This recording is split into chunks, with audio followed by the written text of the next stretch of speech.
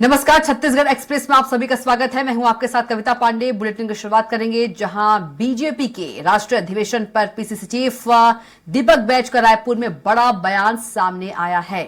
उन्होंने कहा कि बीजेपी राहुल गांधी के न्याय यात्रा को देखकर बीजेपी पूरी तरीके से घबरा गई है, इसलिए आनन फानन में यह अधिवेशन आयोजित करना पड़ा।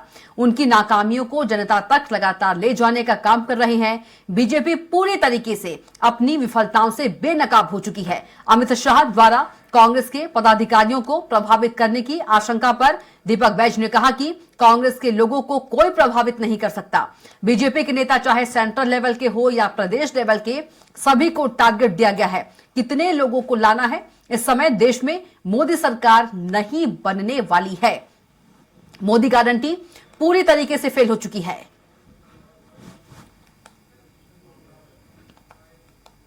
हमारे नेता माननीय राहुल गांधी जी के न्याय यात्रा को देखकर पूरी तरह से घबरा गई है, पूरी तरह से डरी हुई है। इसलिए आनन फानन में ये अधिवेशन उनको आयोजित करना पड़ा ताकि हमारे नेता माननीय राहुल गांधी जी से कैसा लड़ा जाए, जो उनकी नाकामियों को जनता तक ले जाने का लगातार काम कर रहे हैं। और भारतीय जनता पार्टी पूरी तरह से अपनी विफलताओं के साथ बेनकाब हो चुकी है।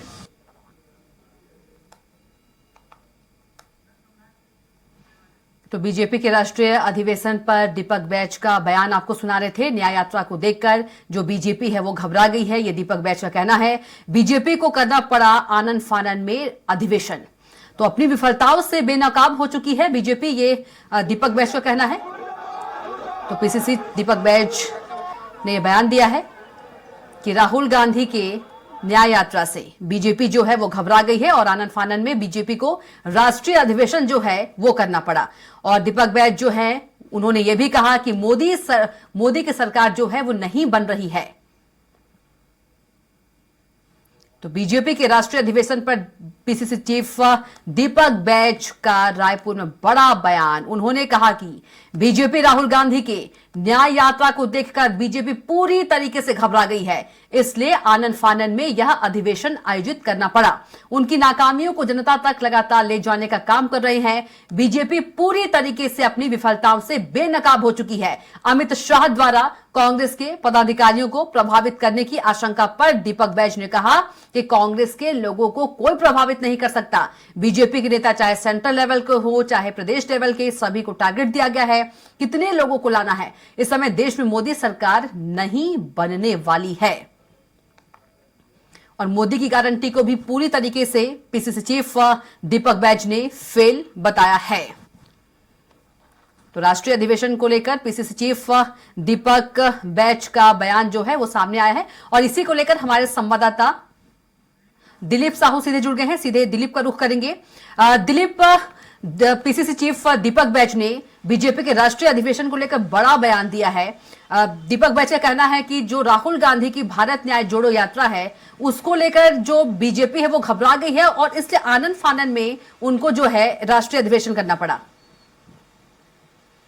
जी कविता, जो प्रदेश कांग्रेस अध्यक्ष है दीपक बैज, उनका जो बयान आया है राष्ट्रीय अधिवेशन को लेकर, एक तरफ जहां बीजेपी की राष्ट्रीय अधिवेशन हुई जिसमें छत्तीसगढ़ से बात करें तो छत्तीसगढ़ से 300 से अधिक पदाधिकारी वहां गए हुए हैं, जिसमें मुख्यमंत्री, सभी मंत्री, सभी विधायक, उसके साथ ही साथ संगठन से जुड़े हुए प्रदेश अध्यक्ष, सभी प्रभारी महामंत्री सहित तमाम जो बड़े नेता है संगठन से जुड़े सभी जिलाध्यक्ष सहित तमाम लोग वहां गए हुए हैं। और इसी कड़ी में जिस तरह से ये विरोध प्रदर्शन कर रहे थे इन लोग, हालांकि राष्ट्रीय अधिवेशन में जो शामिल हुए और उसको लेकर जिस तरह से इनका बयान आया है दीपक बैज का, इनका साफ तौर पर कहना है कि ये जो भाजपा है वो डरी हुई है। राहुल गांधी की भारत जोड़ो न्याय यात्रा है, इसकी वजह से ही ये आनन फानन में इस तरह के अधिवेशन बुला रहे हैं और इस अधिवेशन के माध्यम से राहुल गांधी की जो यात्रा है उसकी जो तोड़ निकालने का ये प्रयास किया जा रहा है, इस तरह के आरोप लगाए। हालांकि इसका भाजपा के जो प्रदेश प्रवक्ता है केदार गुप्ता है, उनका बयान आया है। उनका कहना है कि कांग्रेस अपने आप में टूटी हुई है और इनके जो संगठन है, इनका पहले भी भारत जोड़ो यात्रा निकाले थे तो उनका क्या हसरा हुआ आप देख सकते हैं। फिर भारत जोड़ो न्याय यात्रा जब निकाल रहे हैं राहुल गांधी, इसी बीच में जब ये बिहार पार ही नहीं किए थे उस दौरान बिहार में सत्ता बदल गई। इस तरह का उनका कहना है कि राहुल गांधी की इस न्याय यात्रा से कुछ विशेष प्रभाव नहीं पड़ रहा है, ये केवल कहने की बातें हैं। और क्योंकि लगातार आप तक जिस तरह से देख रहे हैं देश में माहौल, और भाजपा कैडर बेस्ड पार्टी है, भाजपा की अपनी अलग रीति नीति है जिसके तहत वो काम करती है। किसी की डर किसी की भय वाली बात ही नहीं है। भाजपा अपनी कैडर के हिसाब से और अपनी आगे की रणनीति के हिसाब से ये आगे 4 महीने की जो कार्यनीति है उसको पहले सोच के काम करती है। और क्योंकि लोकसभा का चुनाव है उसको मद्देनजर रखते हुए भाजपा के राष्ट्रीय अधिवेशन हुआ है। इसमें जो विभिन्न बड़े मुद्दे हैं इसको लेकर राजनीतिक प्रस्ताव, आर्थिक प्रस्ताव सभी पास हुए हैं। साथ ही साथ ये तमाम तरह की रणनीति बनाई गई है कि किस तरह से भाजपा पूरे देश में 370 से अधिक सीटों पर जीतेगी और भाजपा के समर्थन में एनडीए 400 से अधिक सीटों पर को पार करेगी। इस तरह से उनका कहना है। और साथ ही साथ जो छत्तीसगढ़ की बात करें, छत्तीसगढ़ के 11 में से 11 सीटें बीजेपी जीतेगी। इस तरह की बातें बीजेपी की ओर से कही जाएगी। बिल्कुल दिलीप, यदि देखा जाए 2 दिन की तस्वीर तो कांग्रेस में जो अंतर्कलह चल रहा है वही तस्वीर जो अभी तक साफ नहीं हो पाई है। बिल्कुल, जिस तरह से कांग्रेस में अपन लगातार देख रहे हैं, मध्य प्रदेश में जो हालात है लगातार अटकलें लगाई जा रही है कि पूर्व मुख्यमंत्री कमलनाथ अपने बेटे सहित तमाम जो समर्थक उनके साथ बीजेपी में शामिल होने वाले, इस तरह के जो अटकल है लगातार चल रहे हैं।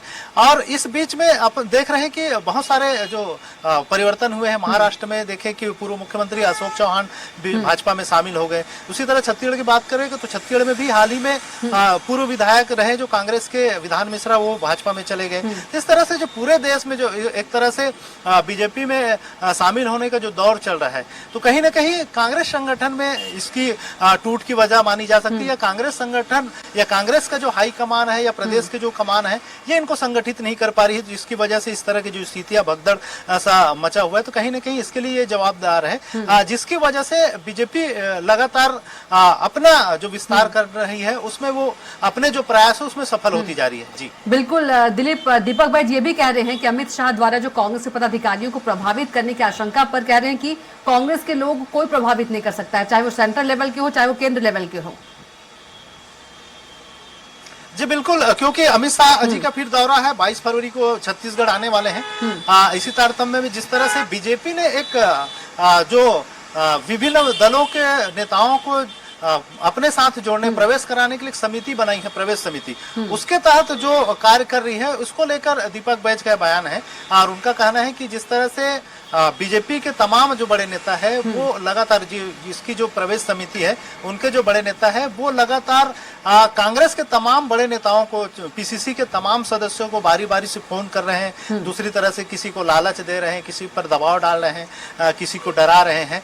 तो कुल मिलाकर, और साथ ही साथ अभी निगम मंडल आयोग में भी एडजस्ट करने की बात कही जा रही है। इस तरह से विभिन्न तरीके से प्रलोभन देकर, लालच देकर भाजपा में प्रवेश कराने के लिए एक रणनीति के तहत काम कर रही है, लेकिन वे अपने रणनीति में सफल नहीं होंगे। एक तरह से बीजेपी डरी हुई है, इसलिए इस तरह की कार्यनीति पर काम कर रही है। इस तरह का बातें प्रदेश अध्यक्ष दीपक बैज ने कहा। जी बिल्कुल दिलीप, तमाम जानकारी के लिए आपका बहुत ही धन्यवाद।